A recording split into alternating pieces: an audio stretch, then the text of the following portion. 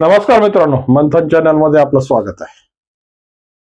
आज परत विषय घेऊन आलोय. ज्या पद्धतीने महाराष्ट्र शासनाने रस्ते विकास हा विषय हाती धरला आहे आणि या रस्त्यांच्या माध्यमातून सर्वसामान्य लोकांना विकासाच्या गतीनं वाढवायची परिस्थिती निर्धारित केली ना, त्या खऱ्या अर्थानं त्याचं कौतुक करावं तितकं कमी आहे. कारण विकास कशावर आधारित आहे, तर विकास हा रस्त्यांवर आधारित आहे. रस्ते म्हणजे रक्तवाहिन्या आहेत आणि या रक्तवाहिन्याच्या माध्यमातून सर्वसामान्य माणसाच्या विकासाला गती मिळते. चक्र फिरलं की आपोआप गती मिळायला सुरुवात होते, वित्तही फिरवायला सुरुवात होते आणि वित्त आलं की बाजारपेठा फुललेला दिसतात. अशाच पद्धतीचा एक चांगला विकासोन्मुख विषय म्हणून लातूर ते कल्याण हा राज्य महामार्ग विकसित करण्याचा संकल्प महाराष्ट्र शासनाने नुकताच या हिवाळी अधिवेशनाच्या माध्यमातून घेण्यात आला. त्याचे सर्व सर्वे, त्याचे सर्व रिपोर्ट, त्याचे जे काही एमएसआरडीसीच्या माध्यमातून जे काही कागदपत्रांची पूर्तता आहे, ती सरकारी कागदपत्री पूर्तता या रस्त्याच्या संदर्भात पूर्ण झालेली. आणि या रस्त्याच्या माध्यमातून जो वाया जाणारा वेळ म्हणजे जवळपास 4 तास या रस्त्यांमुळे वाचणार आहेत, अशी भविष्यवाणी शासनाने करून ठेवलेली. वास्तविक स्वरूपात याचं कौतुक करावं की यावर ताशोरे ओढावे, हाच मोठा प्रश्न आहे. कारण की शासनाला फक्त आयतं दिसतं, आयत्या पिठावर रेघोट्या ओढायची परिस्थिती सुरू झालेली. कारण की या रस्त्यावर अनेक रस्ते धावत आहेत. अनेक वेळेस या पद्धतीने या रस्त्याच्या संदर्भात अनेक प्रक्रिया करून हा रस्ता वारंवार कागदाच्या पटलावर फक्त फिरवला जातोय. पण बाकीचे रस्ते ज्या पद्धतीने अडगळणीला पडलेत ना, त्यावर गांधारी सारखी पट्टी बांधून हे महाराष्ट्र शासन आपली बग्याची भूमिका घेत आहे. गांधारी बग्याची भूमिका तरी कशी म्हणता येईल? गांधारी सारखी पट्टी बांधल्यानंतर आंधळचपणा दिसेल ना. आणि अंधेर नगरी चौपट राजा अशा पद्धतीचा कारभार सध्या महाराष्ट्राच्या पटलावर सुरू आहे. कारण की अनेक रस्ते आहेत ना, ते आजही विकासापासून वंचित आहेत.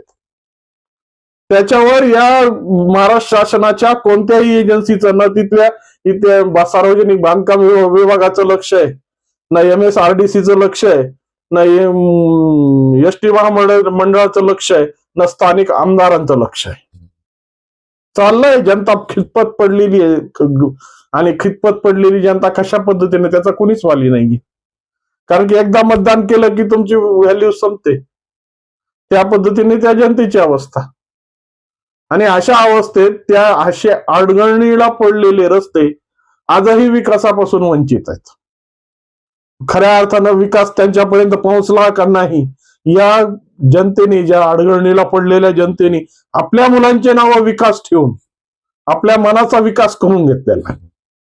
पण वास्तविक स्वरूपात ज्या पद्धतीचं वित्त किंवा ज्या पद्धतीच्या म्हणजे साधन सामग्री यांच्यापर्यंत पोहोचायला हवी ना, ती आज यांच्यापासून मैलो लांब आहे.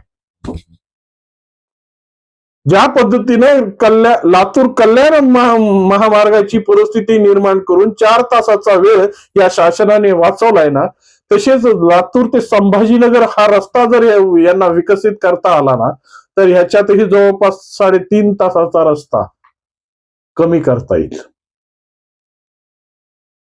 कारण लातूर ते कल्याण हा रस्ता जवळपास नाही म्हणलं तरी 500 ते 550 किलोमीटरचा अंतर आहे. पण हे 300-350 मध्ये जर 2.5 तास वाचत असतील तर खऱ्या अर्थानं या प्रवाशांना किती सुलभता होईल. म्हणजे एकूण 6 तासाच्या प्रवासामध्ये जर 2.5 तास वाचले तर निम्म्या 3.5 तासामध्ये होणारा हा प्रवास लोकांसाठी आज विनाकारण 7 तास घालवावे लागत आहेत. मात्र शासन डोळ्यावर पट्टी. काय घोडं मारलं या लोकांनी तुमचं? काय यांना विकास नकोय? माजलगाव, बीड, गेवराई या 3 मतदारसंघातून जाणार आणि राहिला सायला केज, म्हणजे या 4 मतदारसंघातून जाणारा हा रस्ता. आणि या 4 मतदारसंघातून हा रस्ता गेल्यानंतर या चारही मतदारसंघाचा जो विकास आणि या चारही मतदारसंघांमध्ये जी एकजुटता दिसेल ना, ती खऱ्या अर्थानं तिथल्या लोकांच्या भवितव्यासाठी फार महत्वाची. पण काय कशात काय फाटक्यात पाय अशी अवस्था त्या लोकांची. वालीच नाही हो कोणी, आणि हा प्रश्न मांडणारा कोणी नाही. कारण की सगळेजण आपल्या आपल्या मतलबापुरता, आपल्या स्वार्थीपणापुरता हा विषय हाताळतात, आणि त्यानंतर जेव्हा स्वतःची स्वार्थ सिद्धी होईल, कुठेतरी गुत्तेदारी मिळाली, काहीतरी डागडुजीचं काम मिळालं, की हाताची घडी तोंडावर बोट. पण वास्तविक स्वरूपात ज्या पद्धतीने या परिस्थित्या म्हणजे ज्या शेतकऱ्याची मन आहे, तण खुरपताना तणावर माती टाकून जमत नसते, ते तण काढावंच लागतं. त्या पद्धतीनं शासनाकडलं जे उभा राहिलेलं तण आहे, ते तण कायमस्वरूपी उपटून फेकलं पाहिजे, तरच या जनतेचा विकास होईल. आज 4 आमदार या रस्त्यावर वागत असताना राहिले लातूरचे जे आहेत, पण ते अंबाजोगाईपर्यंत चांगला रस्ता आहे ना, त्यामुळे लातूरकरांचा सहभाग होत नाही या गोष्टीवर. पण ज्या पद्धतीने लोखंडी सावरगाव पासून तर वडवणी पर्यंत, आणि वडवणी पासून ते गडी फाटेपर्यंत हा जर रस्ता विकसित झाला, त्याच्यावर बजेटही पडलंय, वडवणीपर्यंत तर काम कसं तरी थातूर मातूर काम पूर्ण करण्यात आलंय. पण त्याच्या पुढं, वडवणीच्या पुढं यांचं असं घोडं आणलंय की ते घोडं पुढे सरकायलाच तयार नाही. एसटी महामंडळाच्या धारूर आगार प्रमुखांनी कितीदा तरी पत्रव्यवहार केलाय, जिल्हाधिकाऱ्याला केलाय, सार्वजनिक बांधकाम विभागाला केलाय, आमदारांना केलाय, सगळ्याला करून बसलाय. हा बाबा चौरे नावाचा बाबा सगळ्याला पत्रव्यवहार करून बसलाय. कारण की त्याला गाड्या चालवायच्यात ना त्या रस्त्यावर, आणि त्या गाड्या अशा परिस्थितीने चालतात की 1 तासाचा प्रवास आहे, 2.5 तास वेळ खातोय, आणि मरणाची गर्दी त्या गाडीत. त्या गाड्यांना एक गाडीमध्ये 100 प्रवासी प्रवास करतात.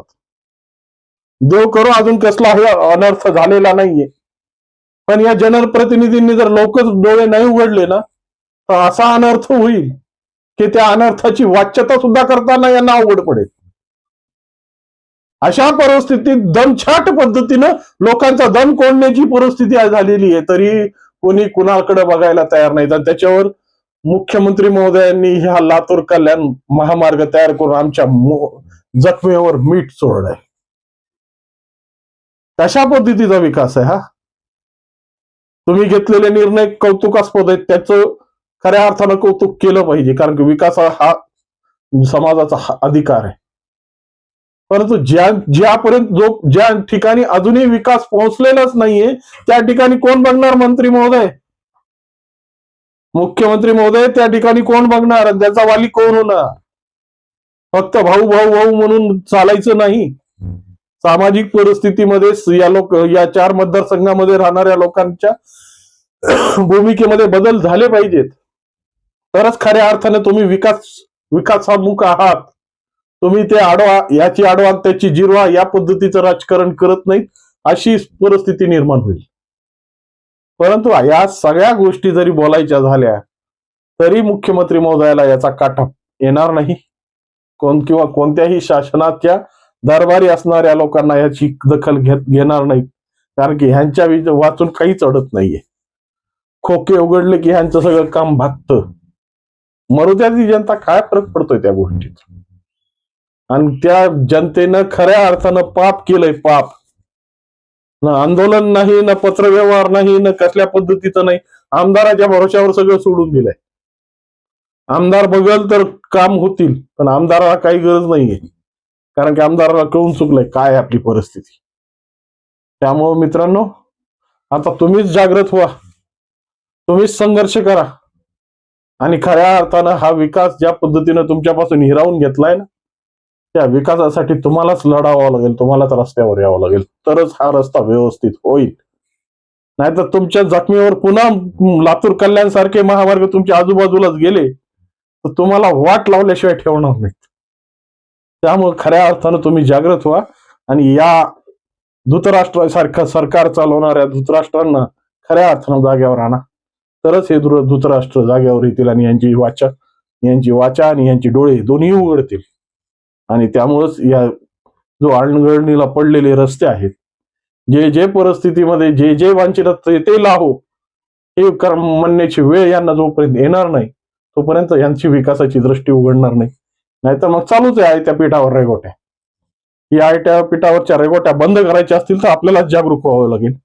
आपले प्रश्न यांच्या कानापर्यंत पडूच द्यावे लागतील, तरच या खऱ्या अर्थानं आपण विकासाच्या पटलावर येऊ. नाहीतर आपली परिस्थिती त्या गाढवासारखी आहे, ना घरचं आहे ना घाटचं आहे. त्यामुळं खऱ्या अर्थानं तुम्हीच जागरूक होऊन खऱ्या अर्थाने या विषयावर आवाज उठवा. आणि या आवाजाच्या संदर्भात ज्या पद्धतीने मी बोलतोय त्या पद्धतीने तुमचाही स्वर कॉमेंटच्या माध्यमातून येऊ द्या. म्हणजे यांची झोप उडल, यांना कळल. त्याशिवाय हे झोपीचं सोंग घेणारे हे झोपीचं सोंगच घेणार आहेत.